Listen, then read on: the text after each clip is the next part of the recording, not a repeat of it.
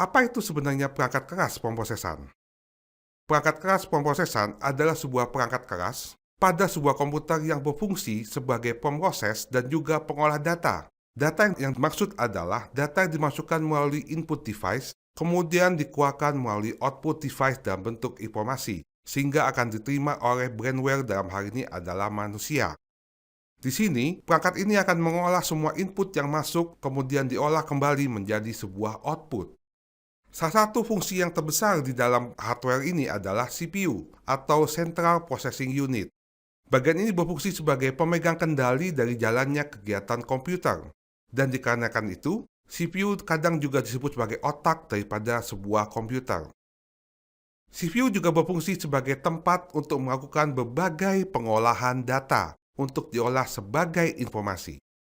Pekerjaan pengolahan data di sini antara lain mencatat, melihat, membaca, menghitung, mengingat, dan juga mengurutkan maupun membandingkan data-data yang masuk di dalam CPU. Dalam bekerja, fungsi CPU terbagi menjadi beberapa hal. Dalam hal ini adalah 3. Yang pertama sebagai internal memory, yang berfungsi untuk menyimpan data dan program. Kemudian ALU, Arithmetic Logical Unit, untuk melaksanakan berbagai macam perhitungan. Yang ketiga, Control Unit, berfungsi untuk mengatur seluruh operasi dan juga semua kegiatan daripada komputer. Ini adalah skema bagian dari hardware, di mana sistem pemrosesan data itu ada di bagian tengah, yang dia dalam skema ini menerima inputan dari keyboard, mouse, dan juga input lainnya. Kemudian diolah di dalam CPU, dan menghasilkan output dalam hal ini diolah oleh monitor, printer, speaker, maupun output lainnya. Salah satu bagian yang ada di dalam perangkat pemrosesan adalah RAM atau Random Access Memory. RAM berfungsi atau berperan sebagai memori tempat penyimpanan sementara pada saat komputer tersebut sedang aktif. Namun, jika komputer itu mati atau dimatikan, maka data-data yang disimpan dalam memori ini akan hilang atau terhapus secara otomatis. Kemudian RAM juga memiliki pengaruh yang sangat besar kepada kecepatan sebuah komputer. Jadi, semakin besar kapasitas memori yang digunakan pada komputer, maka semakin banyak pula data ataupun perintah yang dapat tersimpan. Dapat dikatakan, semakin besar kapasitas RAM yang dimiliki pada sebuah komputer, maka semakin cepat pula komputer tersebut. Ini ada beberapa fungsi RAM pada sebuah komputer.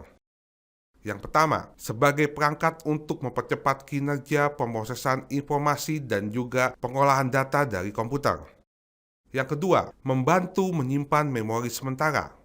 Yang ketiga, membantu penggunaan multitasking pada sebuah komputer. Yang keempat, menentukan spesifikasi dari sebuah komputer serta memiliki fungsi yang vital untuk gaming dan juga desain. RAM juga memiliki struktur yang terbagi dalam 4 bagian.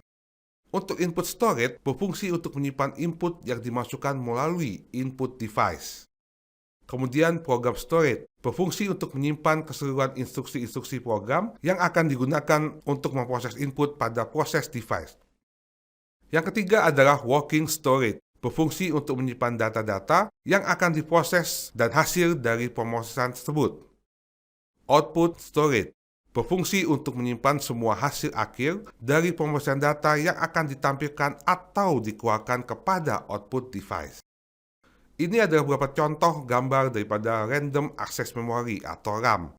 Dulu kita mengenal dengan istilah ada SDRAM, DDR1, DDR2, dan mungkin yang saat ini terbaru adalah DDR3. Kemudian salah satu bagian lain di dalam perangkat pemrosesan adalah VGA, yaitu Video Graphic Accelerator Card. Ini adalah sebuah kartu yang menghubungkan motherboard dan juga dengan monitor. Fungsinya adalah melakukan pemrosesan sehingga mengubah atau menerjemahkan sinyal digital berupa dari komputer kepada monitor untuk menghasilkan output berupa visual dengan akselerasi grafis yang cepat dan tampilan yang tajam, halus, dan juga bersih pada tampilan monitor. Ada 2 jenis VGA saat ini yang beredar di pasaran, yaitu VGA Card On-Board dan juga VGA Card Add-on. VGA Card On-Board yaitu VGA Card yang bisa dijumpai atau ditemukan di dalam rangkaian motherboard itu sendiri, jadi sudah satu paket dengan motherboardnya. Kemudian ada yang juga dinamakan dengan VGA card add-on, yaitu VGA card yang merupakan hardware terpisah yang dipasangkan sendiri pada ekspansi slot kartu grafis pada sebuah motherboard. Ini ada beberapa contoh motherboard, terutama motherboard add-on, di mana di sini kita bisa melihat beberapa bentuk dari VGA tersebut. Bentuk VGA ini tergantung kepada pabrikan yang menghasilkan VGA tersebut.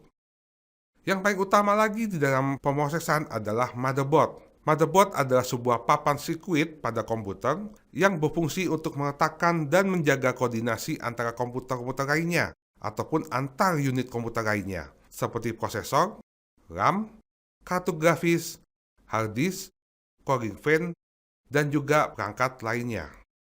Fungsi daripada motherboard adalah menghubungkan seluruh komponen penyusun sebuah komputer agar dapat disinergikan menjadi sebuah aktivitas kerja pada sebuah perangkat komputer.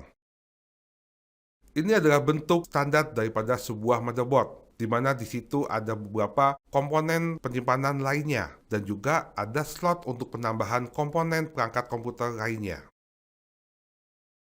Kemudian yang tidak kalah pentingnya di dalam perangkat ini adalah power supply.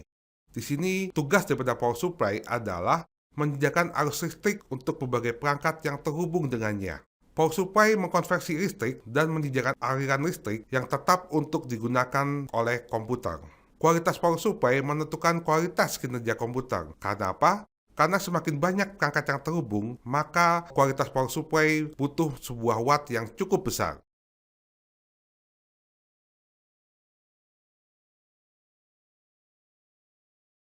Yang tidak kalah pentingnya lagi dalam sebuah motherboard adalah yang dinamakan dengan prosesor, yaitu chips.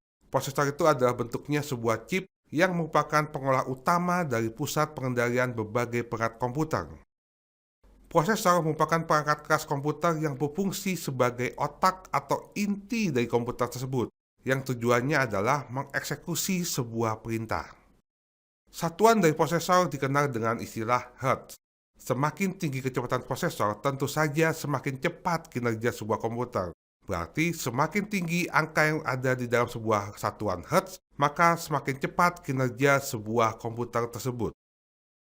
Prosesor fungsinya mengeksekusi perhitungan kompleks yang memungkinkan komputer untuk bisa digunakan untuk menjalankan program komputer, memutar lagu, untuk menjelajahi internet, ataupun menjalankan sistem operasi yang ada di komputer Anda. Ini beberapa contoh bentuk daripada sebuah prosesor. Yang kita kenal mungkin paling banyak adalah Intel. Ada i3, i5, i7 maupun yang akan terbaru mungkin adalah i9. Ada juga unit penyimpanan, yaitu sebuah tempat penyimpanan atau penampung data atau program. Dapat juga dikatakan sebagai electronic filing cabinet pada sebuah sistem komputer. Ada dua jenis utama daripada alat penyimpanan ini, yaitu serial access atau internal memory dan juga direct access atau external memory.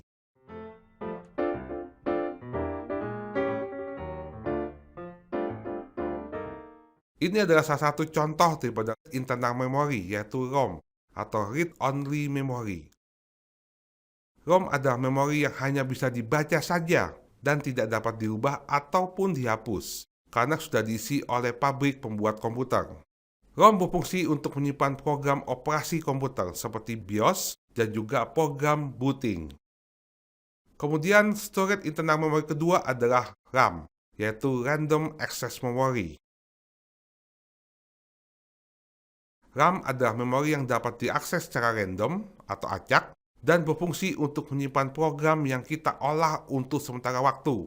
Seperti disampaikan sebelumnya, ketika komputer sedang hidup, dia akan menyimpan. Namun, jika komputer sedang mati, maka data yang ada di dalam sebuah RAM akan terhapus secara otomatis.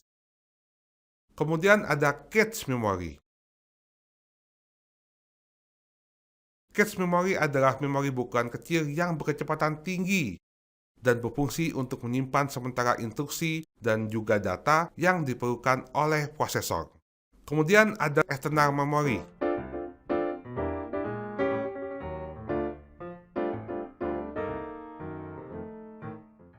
Contohnya adalah yang sering kita kenal dengan nama istilah hard disk. Hard disk adalah sebuah penyimpanan atau media penyimpanan data luar atau external storage. yang berfungsi menyimpan data eksternal atau program dalam kapasitas yang lebih besar. Ada juga yang sering kita bawa kemana-mana, yaitu flash disk. Flash disk adalah media penyimpanan data dengan kapasitas penyimpanan yang cukup besar. Flash disk dihubungkan pada sebuah komputer melalui USB. Kemudian, contoh daripada storage eksternal memori lainnya adalah CD atau compact disk. Compact disk adalah sebuah media penyimpanan optikal yang paling awal muncul.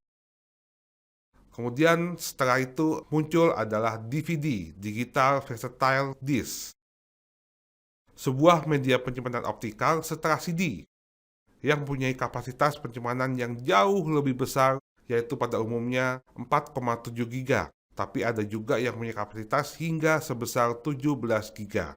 Yang terbaru daripada optikal adalah Blu-ray yang punya kapasitas juga lebih besar.